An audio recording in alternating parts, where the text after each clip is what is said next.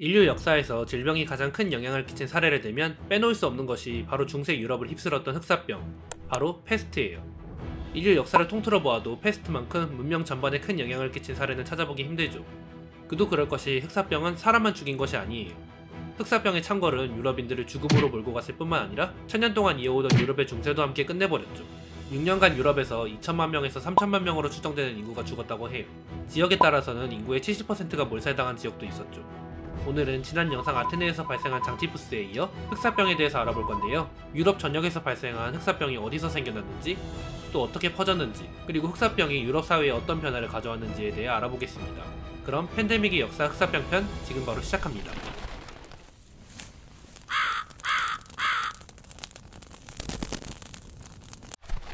유럽을 충격과 공포로 몰아넣었던 패스트는 유럽에서 처음 발생한 질병이 아니에요. 14세기에 발생한 패스트의 발생지를 두고서는 다양한 의견이 분분한데요. 윌리엄 맥닐은 전염병의 세계사에서 중국의 원난 혹은 미얀마를 패스트의 발생지로 추정했어요. 몽골은 중국 한복판에서 원나라를 세운 후 13세기 중반에 원난 지방과 미얀마를 정복했죠. 그 과정에서 몽골 병사들이 패스트를 알았고 이들이 고향으로 돌아가자 중국과 몽골 고원에서 패스트가 퍼졌어요. 또 다른 주장에서는 만주를 감염원으로 뽑기도 해요. 몽골 제국의 대정복은 팍스 몽골리카, 즉 몽골로 인한 대평화 시대를 낳았어요. 그때까지 유라시아 대륙의 동서 육로를 통한 왕래는 중앙아시아의 여러 세력 등이 걸림돌이 되어 쉽지 않았는데 몽골이 이들을 제압하여 길을 연 것이었죠. 하지만 대규모로 인구 이동이 일어나면 병원체를 보유한 사람과 동물들도 따라서 이동하기 마련이에요. 때문에 유라시아 세계는 유례없는 역병의 유행에 직면하고 있었죠. 그럼 유럽에 패스트가 처음 들어온 건 언제였을까요? 가장 유력한 시기는 1347년 몽골 제국이 크림반도를 공격한 시기예요. 정확히는 징기즈칸이 죽고 4개로 나누어진 몽골 제국 중 하나인 킵차크 칸국이었어요. 징기즈칸의 장남 주치가 세운 킵차크 칸국은 1347년 크림반도에 있는 제노바의 교역소를 포위했어요. 이 교역소를 공격하기 위해 패스트 환자 시체를 도시 속으로 쏘아 보냄으로써 유럽인들에게 패스트가 전파된 것으로 알려져 있죠. 이건 너무한 거 아니냐고. 당시 킵차크 칸국은 중앙아시아 초원지대에서 패스트로 죽은 시신을 끌어모았어요. 그리고 공성무기로 돌 대신 시신의 적진을 향해 날렸죠. 몽골인은 너무 야만적이었던 것 같죠? 아무리 그래도 시체를 던지다니. 역시 우리나라에서 문화재 다 파괴하고 공여들 납치할 때부터 알아봤어요. 가 아니라 사실 역병으로 죽은 시신을 방어진영으로 보내는 것은 과거부터 공성전에서 있던 전략이었어요. 전염병으로 흉측하게 죽은 시신을 보냄으로써 방어진영의 사기를 꺾고 또 그 시신으로 병이 돌았을 경우 발생하는 비전력 손실을 노린 거였죠. 이렇게 패스트는 몽골에서 동유럽으로 전파되었어요. 그 후 유럽에서 패스트의 대유행이 시작되었죠. 유행성이 강한 패스트는 몇 개월 안에 동유럽을 넘어 흑해 연안, 그리고 서쪽으로 비잔티움 제국의 수도 콘스탄티노플까지 퍼졌어요. 심지어는 유럽을 넘어 아프리카까지 피해를 입어 이집트와 시리아를 강타했죠. 서유럽에 최초로 패스트균을 들여온 건 제노바의 상선이었어요.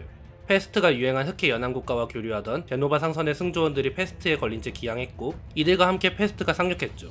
패스트가 교역의 중심지인 이탈리아로 들어오자 전 유럽에 퍼지는 건 시간 문제였어요.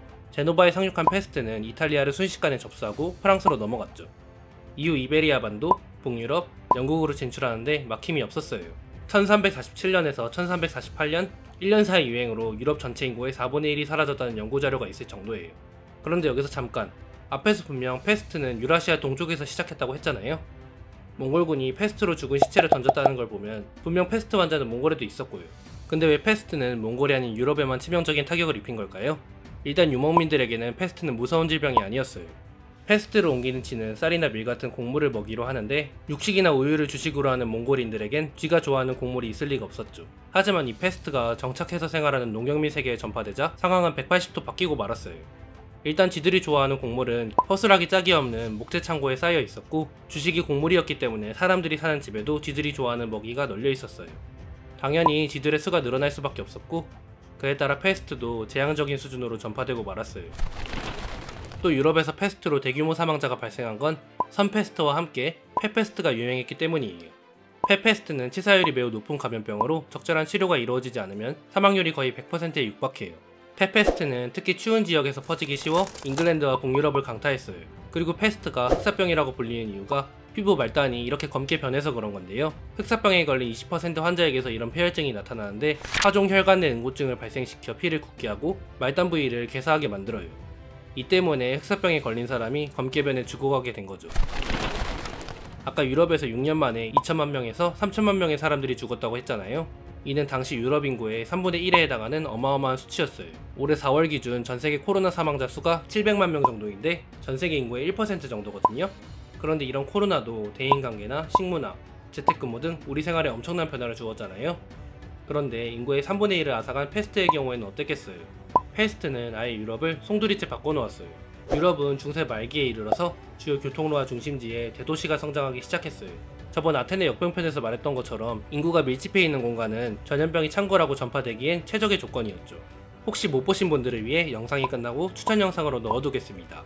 다시 본론으로 돌아와서 패스트는 당시 유럽인들이 처음으로 접한 질병이었기 때문에 어떻게 전파되는지도 알기 어려웠고 치료할 방법도 전혀 생각해낼 수 없었어요.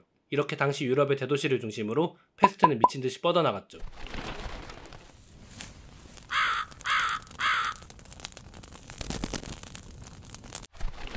패스트로 인해 인구가 크게 줄자 더 이상 유럽은 이전 체제를 유지하기 어려워졌어요. 당시 중세 유럽의 시스템을 유지하는 데는 커다란 두 축이 있었는데 하나는 크리스트교와 다른 하나는 봉건 영주가 장원을 지배하는 봉건제였어요. 로마의 교황을 수장으로 하는 크리스트교는 각지의 교회와 수도원을 통해 유럽을 지배했죠. 교회는 중세 유럽인들의 정신적 지주이자 일상생활을 지배하는 통제자였어요. 한편 봉건 영주들은 농지를 관리하면서 농노를 부렸는데 당시 농노들은 농지 사용에 대한 대가로 봉건 영주에게 일정한 세금을 바쳐야 했죠. 봉건 영주는 농노의 경제적 지배자였어요. 하지만 패스트의 유행은 이런 견고한 사회에 균열을 초래했어요. 먼저 교회가 붕괴 조짐을 보였어요. 패스트가 유럽을 휩쓸 때 교회는 무기력하게 지켜보기만 했죠. 기도의 힘으로 패스트를 고치는 것은 불가능했어요. 믿었던 성직자들마저 패스트로 쓰러지고 그들의 사망을 목격한 사람들은 신앙심이 흔들렸죠. 그때까지 성직자들은 특별한 계층으로 패스트 따위는 감히 덤비지 못하는 성스러운 존재로 여겨졌는데 말이죠. 새로 부임한 사제까지 패스트로 쓰러지자 점점 경험과 학식이 부족한 자가 성직자 자리를 채우게 되었고 교회의 위상은 빠르게 떨어져 나갔어요. 결국 사람들은 교회의 등을 돌리고 말았죠. 중세 사회를 유지하던 두 축 중 교회라는 큰 축이 무너지게 된 거예요. 그 이후 중세 유럽을 지탱하던 두 번째 축인 봉건제가 무너졌어요. 패스트로 인해 농노의 인구가 급감하자 그들을 부리던 영주의 권력에도 금이 가기 시작했죠. 패스트로 인한 인구 감소는 노동력의 감소를 뜻했어요. 농기구와 각종 공구를 제작하는 수공업자도 줄어들었죠. 동시에 살아남은 농노와 수공업자들의 지위는 자연스럽게 이전보다 높아졌어요. 이전까지 봉건 영주의 지위가 절대적 강자에 있었던 건 농사를 지을 농노가 차고 넘쳤기 때문이었어요. 때문에 패스트 이전에는 영주에게 감히 불평조차 할 수 없었던 농노가 큰 폭으로 줄어들자 영주는 일손을 확보하기 위해 어떻게든 농노를 자신의 영지에 붙들어둬야만 했죠. 이렇게 하층민 취급을 받던 농노들의 목소리가 점점 커지기 시작했어요. 결국 1358년 프랑스에서 자크리에 난, 1381년 잉글랜드에서 와트 타일러의 난 등이 일어났어요. 이들의 봉기는 모두 진압되었으나 과거로 돌아갈 수 있는 다리는 모두 불타고 말았죠. 농노와 수공업자들의 지위는 이전보다 향상되었고 그들의 살림살이는 더 넉넉해졌죠. 심지어 프랑스와 잉글랜드에서는 봉건 영주들이 백년전쟁에 참전해 자기들끼리 죽고 죽이는 소모전을 벌였어요. 이후 영국에서는 왕위 계승권을 둘러싸고 장미전쟁이 발생해 영주들의 입지를 더욱 좁혀놨죠. 이렇게 패스트는 크리스트교와 봉건제라는 중세 유럽 사회를 지탱하던 큰 두 축을 박살내버리고 절대왕정 시대를 맞이하는 밑거름이 되었죠. 일부 자치 도시들은 전염병의 존재를 확인하고 환자와 일반인을 격리시키며 환자가 사용하던 물건을 태우는 등 방역 조치를 취하기도 했어요. 당시 유럽에는 이미 한센병 환자를 격리하는 치료법이 있었죠. 이 방식을 응용해서 패스트 환자로 의심되는 환자를 격리하기 시작한 거죠. 격리 기간은 40일 정도였다고 하네요. 그리고 패스트 방역의 최전선은 항구였어요. 항구 도시는 패스트 발생 의심 지역에서 기항한 배를 입항시키지 않고 40일 동안 해역에 정박해 있도록 했어요. 당시에는 패스트의 원인이 쥐에 기생하는 벼룩이라는 사실을 아무도 알지 못했어요. 그럼에도 불구하고 어쨌든 의심스러운 배를 항구에 들이지 않으면서 일정한 효과를 거둘 수 있었어요. 근데 여러분이 흑사병 하면 떠올리는 이 새부리 가면과 검은 코트의 기괴한 복장은 흑사병이 유행했을 때가 아니라 근대 초기인 17세기 프랑스에서 생겨난 복장이라고 하네요. 흑사병이 유행한 14세기에는 저 까마귀 같은 복장을 착용하지 않았어요. 중세에 대한 불결한 이미지와 중세 유럽 의학의 비과학적인 면이 이 기괴한 이미지와 결합되어 오해를 낳은 것이죠. 다만 마냥 오해라고 할 수 없는 게 속칭 사칭 의사들이 많았다고 해요. 실제로 이들이 패스트 환자의 집을 방문하고 나오면 환자들이 죽음을 맞이한다는 속설이 퍼지기도 했어요. 아마 이런 의사들이 잘못된 의술을 펼치거나 집집마다 패스트균을 옮겨다니면서 새로운 패스트 환자를 만들었기 때문에 이런 말이 돌았다고 생각되네요. 이런 패스트는 아직까지 사라지지 않고 세계 곳곳에서 발생하고 있는데요. 아시아와 아프리카 등지에서 발생하고 있다고 하네요. 하지만 항생제가 개발된 현재 세대에게 패스트는 그렇게까지 무서운 질병은 아닙니다. 때문에 저번 영상에서 법정 10 감염병으로 지정된 장티푸스와 달리 패스트는 현재 40 감염병으로 지정돼 있죠. 아무쪼록 이런 의학기술이 발전된 시대에 살게 된 걸 감사하게 생각하게 되네요. 이것으로 오늘 영상 마치도록 하겠습니다.